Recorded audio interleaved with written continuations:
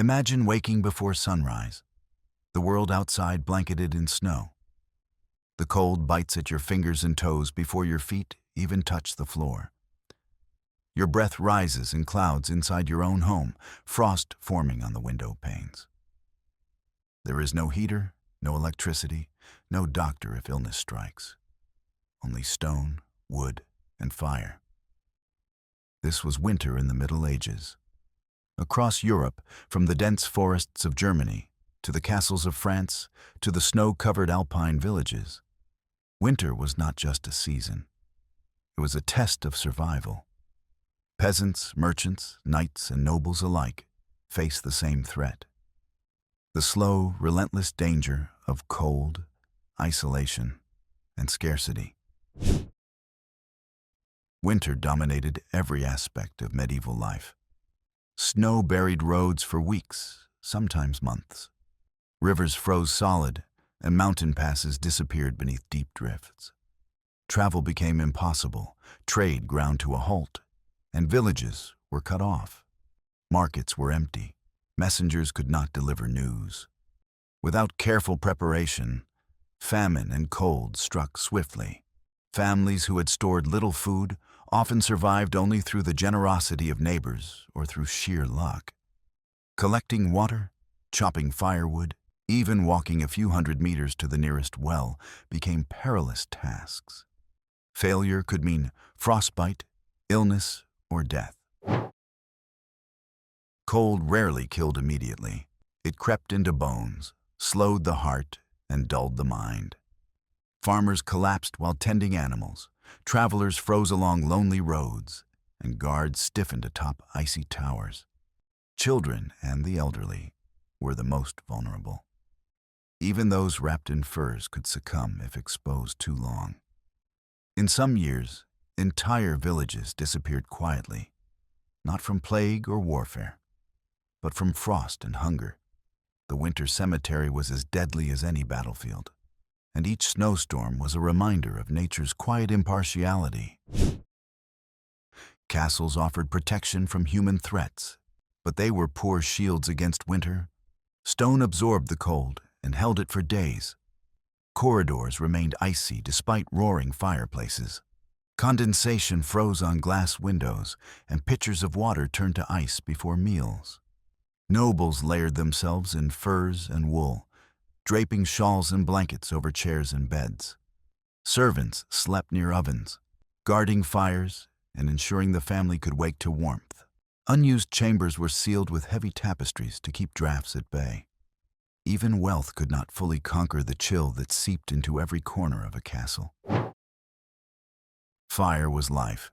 It cooked food, warmed bodies, and lit the dark winter nights. Wood, peat, and charcoal were precious. Families rationed fuel carefully, sometimes cutting their use to a few hours a day.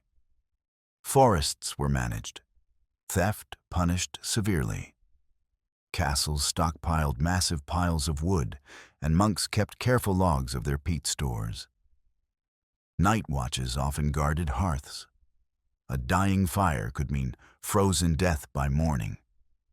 Fires were not just practical. They were lifelines, symbols of hope, and engines of survival.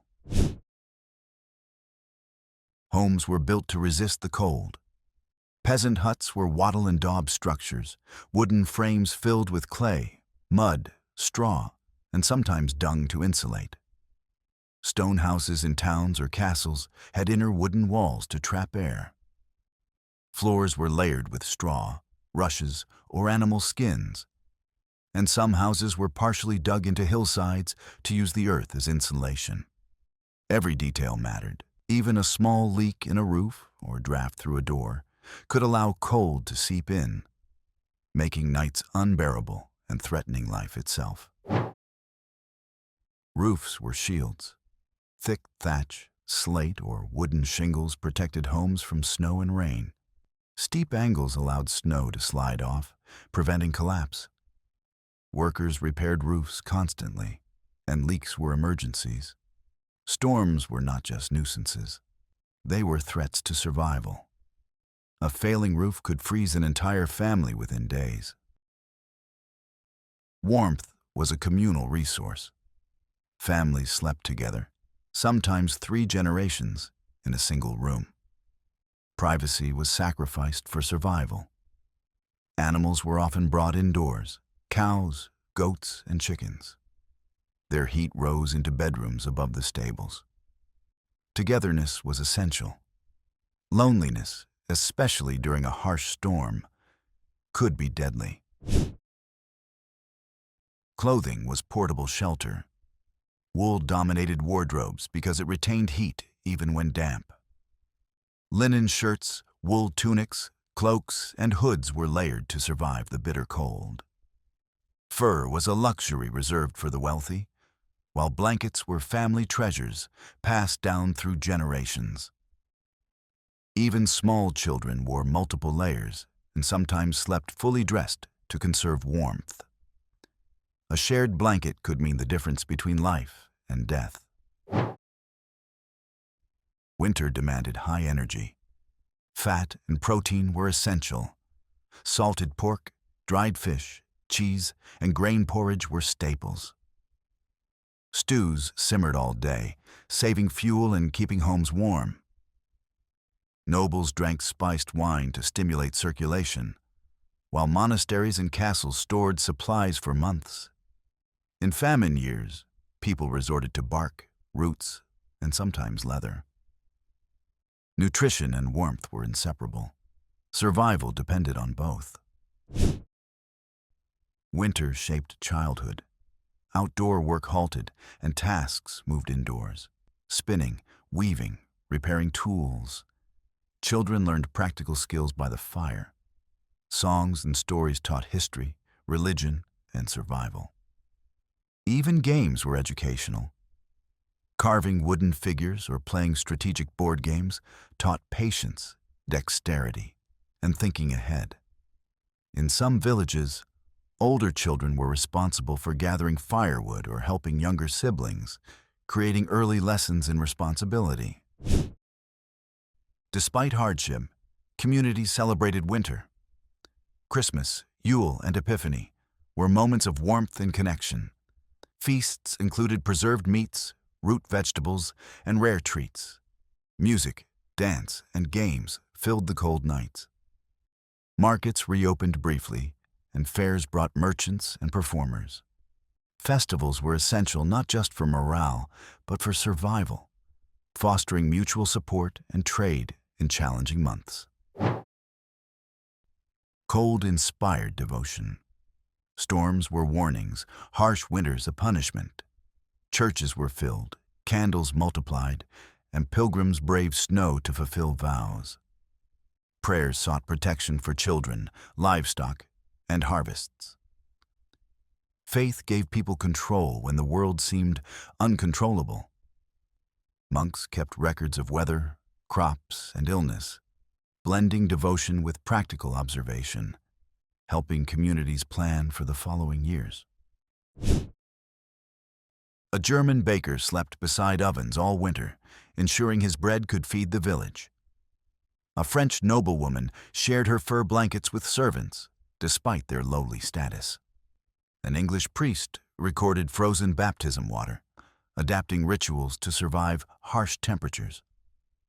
A merchant in the Alps sheltered stranded travelers, risking his supplies to save lives. These were ordinary people facing extraordinary challenges. Every household developed its own strategies, blending courage, ingenuity, and hope. Winter increased disease risk. Frostbite, pneumonia, and respiratory infections were common. Homes were damp, crowded, and poorly ventilated. Skin infections and lice spread quickly. Nobles could afford some medical care, but peasants relied on herbs, prayers, and experience. Midwives were essential, traveling even in snow to assist childbirth. Even small injuries could become fatal if infection set in. Survival was as much about avoiding illness as avoiding the cold. Moving through winter was perilous.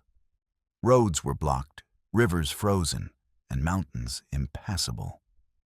caravans risked avalanches, and travelers could be lost in snowstorms. Horses and oxen struggled, slowing trade and communication. Supplies for castles or monasteries often took weeks longer than expected.